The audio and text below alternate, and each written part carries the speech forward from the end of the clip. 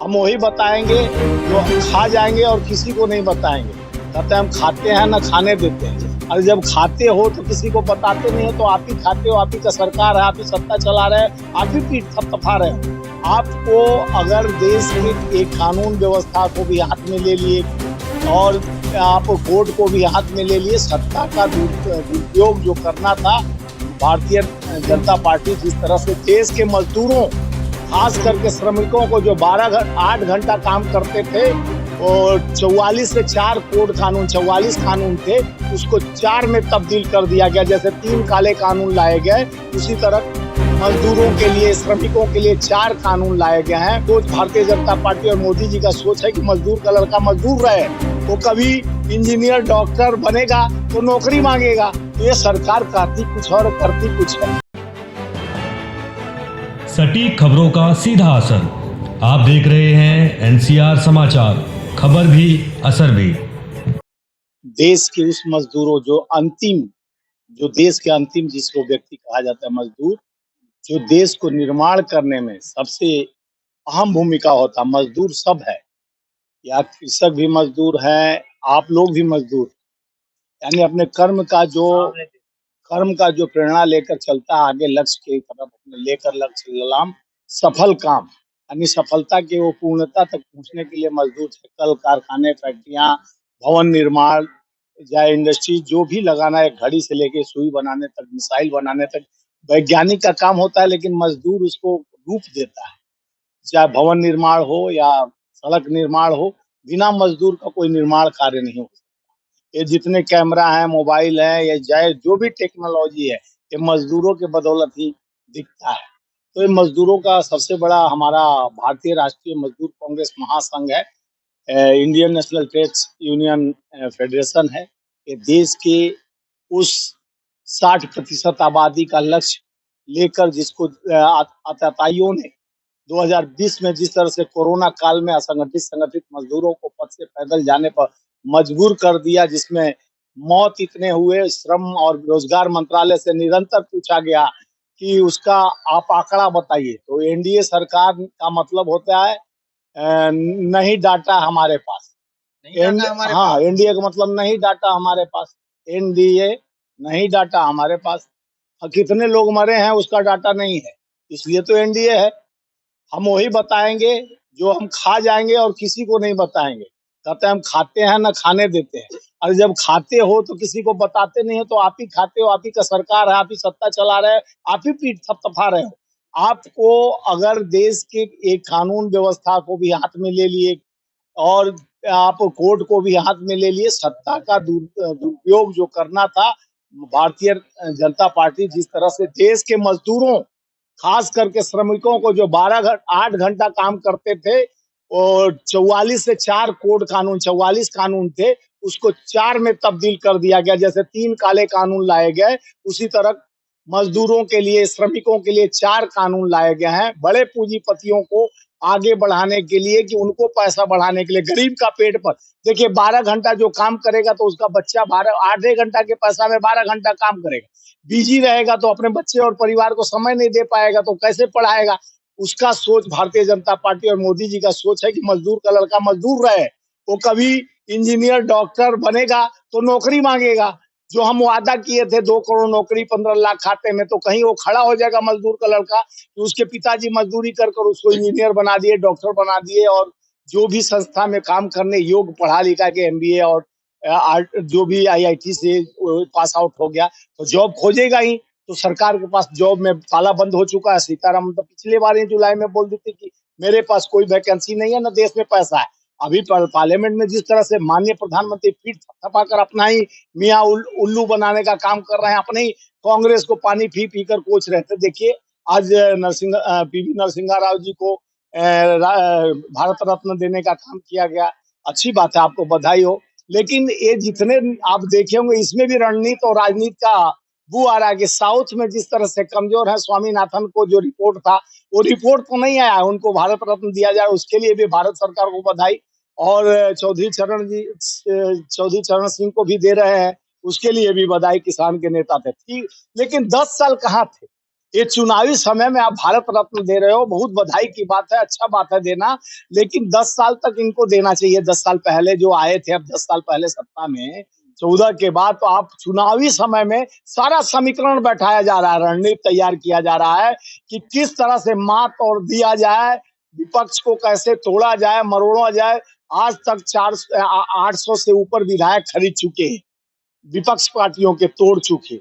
संगठन के कई एमपी और मंत्रियों को लेकर कहते थे कांग्रेस मुक्त बनाएंगे, पूरे हेमंतवा बिश्व शर्मा को इतना बड़ा चोर बचाते थे, उनको सीएम बना, यानी एक चोर को हम लोग निकाल के दरवाजे से मारकर भगा दिए तो उसको अपना पहुना बनाकर सीएम बना दिए।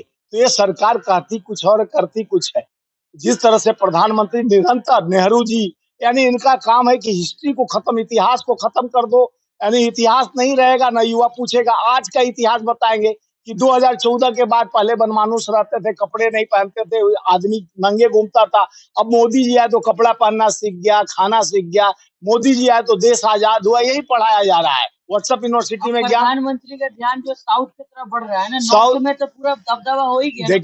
देखिए साउथ की तरफ इनका मोहन ही नहीं होने वाला है। तमिलनाडु से हमारे सारे टीम आए हुए हैं, और कांग्रेस का जिस तरह से बढ़ती हुई जनाधार, क्योंकि पढ़े लिखे लोग उधर है, इधर धर्म का घूट मिलाने में काबिज हो जाते हैं। उधर काम कर रहे हैं, वो तो भारत रत्न कैसे भी करेगा ना, वहाँ नहीं आता है। भारत रत्न देना अलग बात है, वो उसके लिए उनको मैं पहले ही बधाई दे दिया, लेकिन काम काम होता है। पहले 10 साल में माननीय प्रधानमंत्री जी 10 साल के काम का ब्यौरा देना चाहिए था पार्लियामेंट में कि मैंने ये किया, वो किया, मेरी मर्जी खाली करोगे कि आपने क्या किया, वो मर्जी होनी चाहिए। आप तो 10 साल का ब्यौरा सब श्वेत पत्र लाए हो, उसमें ये नहीं बताए कि मैं क्या क्या काला धन कहाँ इकट्ठा किया हूँ, किस तरह से गरीब को राशन का यानी अफीम चटाकर, जिस तरह से 14 से पहले 34 करोड़ गरीब थे, आज 81 करोड़ को खुद प्रधानमंत्री पूरे भाजपा के मंत्री बोलते हैं कि हम 81 करोड़, भाइयों बहनों मित्रों, हम 81 करोड़ को 500 का राशन फ्री में देते हैं, भीख देते हैं, यानी टैक्स नहीं लेते, अपने पॉकेट से ला के देते हैं, भाजपा के नेता अपने घर से ला के देते हैं। 34 करोड़ से 81 करोड़ पहुंचा दिए। और देश का लघु उद्योग से लेके जिस तरह से मेक इन इंडिया की बात कहे, वो क्यों नहीं 350 स्मार्ट सिटी का बात कहे थे आप लोग के सामने। स्मार्ट सिटी में एक भी स्मार्ट सिटी नहीं बना, गांव गोद में लिया गया हो। तो ये मुद्दा बताना चाहिए प्रधानमंत्री को। श्वेत पत्र लाए हो तो कितने 205 लाख करोड़ अर्थ स्थिति बता रहे हो कि मेरा इकोनॉमिक 5वीं पर पहुंच गया। कांग्रेस के समय पे 14, तो 14 से पहले कितना था, जहां सुई नहीं बनता था मिसाइल बना, जहां हम लोग आईआईटी, आईआईएम, इसरो और ऐसे संस्थान नहीं खोलते तो चांद तक कैसे पहुंचते। अगर मंदिर ही खोलकर विकास किया होता नेहरू जी ने, इंदिरा जी ने, राजीव जी ने, जो आज मोबाइल सबके हाथों में है, कंप्यूटर है, टेक्नोलॉजी ये आया है, तो राजीव जी का सोच 18 साल के युवाओं को वोट देने का अधिकार, राहुल राजीव जी का पंचायती राज को मजबूत करने के लिए राजीव जी का सोच, ये सोच नहीं लाते तो खाली मंदिर बजाते और टीका लगाते और उसके बाद फूल माला और लाचीदाना का दुकान। 400 पार कर रहे हो। देखिए मजदूरों की बात कर रहे हैं, बीजेपी बोल रही है कि हम इजराइल देखिए देश में नौकरी नहीं है, इसीलिए तो कह रहा हूँ, देश में सारे संस्था में 80 करोड़ नौकरियां खाली है, और वो भी इजराइल भेजने की बात कर रहे हैं। आपके देश में नौकरी नहीं है तभी तो इजराइल भेज रहे हैं।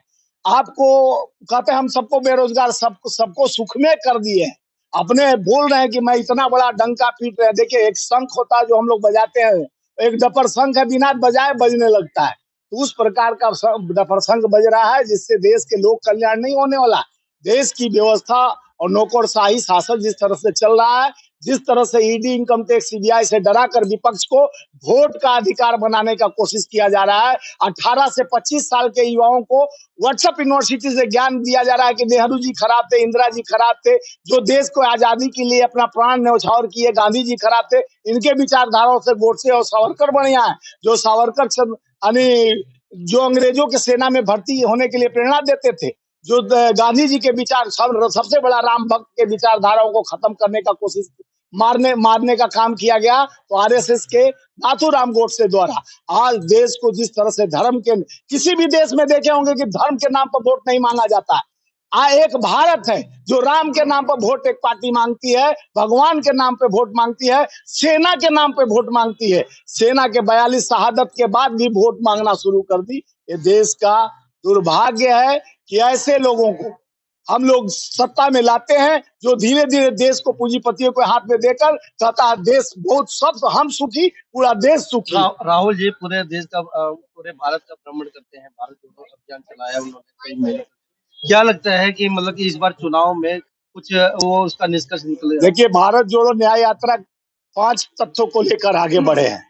महिला सुरक्षा, जिस तरह से प्रधानमंत्री कहते हैं बेटी बचाओ बेटी पढ़ाओ, अभी फिर उन लगता है कि भाजपा से बेटी बचाओ।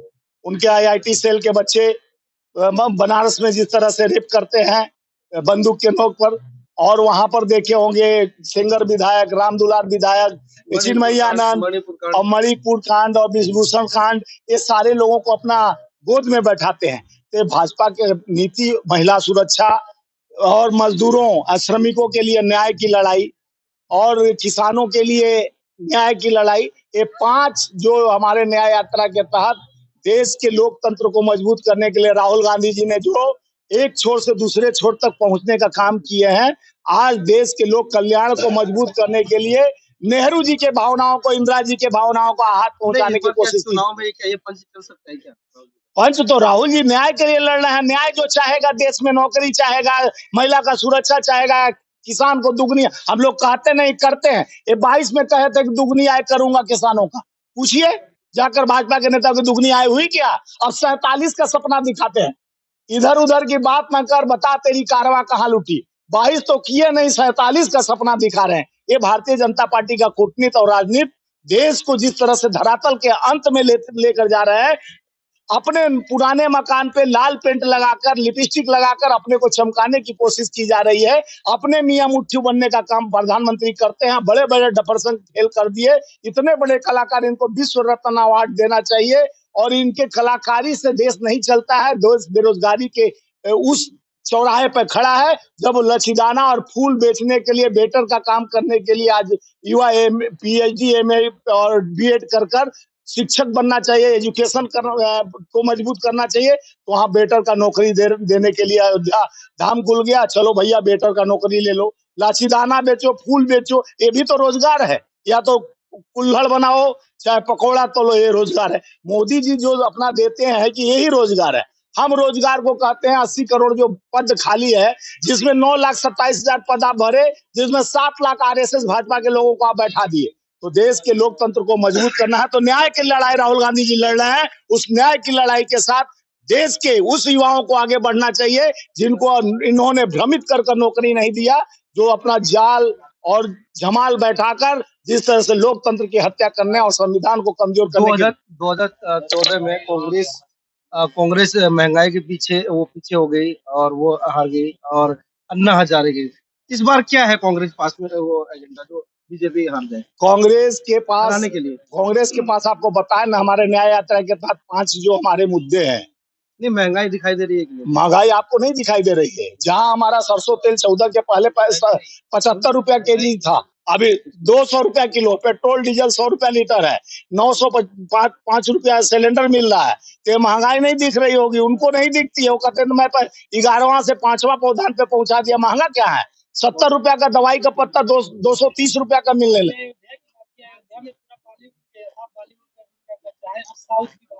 हाँ नहीं, वो बॉलीवुड, वो तो बहुत बड़े कलाकार हैं। वो बॉलीवुड वाले जाके दर्शक दीर्घा में अमिताभ बच्चन भी बैठ के, जो सदी के महानायक कहे जाते थे, वो लोग दूरदृष्टि पक्का इरादा, क्योंकि जहां है मोदी नहीं है वादा, न है इरादा, क्योंकि वादा ही वादा है। ये देख लिए अपनी औकात वो लोग भी, बॉलीवुड वाले भी। वो भी राम जी लगाइए बीड़े पार बनवासी मैया, क्या करिए राम जी बीड़ा पार लगाएंगे। काम का कोई उनको ध्यान नहीं है। अब विश्राम करेंगे। मोदी जी बहुत बोल चुके, अब देश के लोग मन की बात सुन सुन के प्रताड़ित हो चुके हैं। अब जाते हैं हमको रोजगार दो, व्यवस्था दो, नहीं तो ये उपकार करो प्रभु 2024 में गद्दी छोड़।